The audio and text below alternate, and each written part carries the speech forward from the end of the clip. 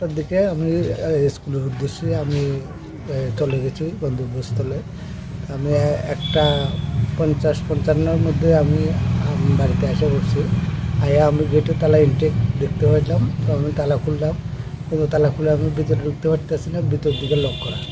তখন আমি আশেপাশের লোককে ডাকলাম, তো একটা ছেলে আসে উপর দিকে আমার দলের উপর দিয়ে পার হইয়া গেটটা খুলছে। তখন ভিতরে আইয়া দেখলাম আমার ঘরের মধ্যে সব তালা ভাঙা।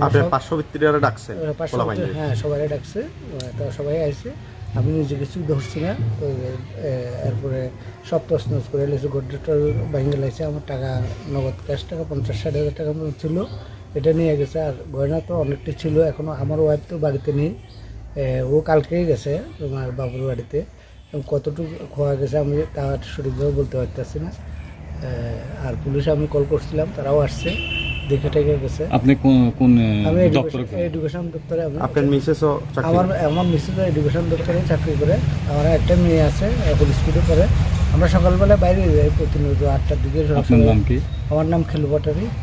কোন স্কুলে চাকরি করেন? আমি কৃষ্ণপুর আইল্যান্ড জাবিতে আছি। আচ্ছা, আপনার মিসেস সোনাপুর এইচএস স্কুলে। এমন কেউর উপরে সন্দেহ আপনার মূলক?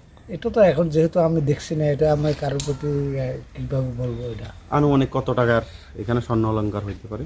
এটা তো এখন আমার ওয়াইফ আসা পর্যন্ত আমি কিন্তু সঠিক বলতে পারতেছি না, কিন্তু ছোটো মোটো যেগুলো আছে এগুলো তো সব নিয়ে গেছে। কিন্তু আমার ওয়াইফ আসলে পুরোটা বলতে পারতাম। যে সময় চুরি হয় তখন বাড়িতে কেউ ছিল না, আমাদের বাড়িতে কেউ ছিল না। এটা কোন জায়গা? এটা সোনাপুর, বরপাথরি সোনাপুর।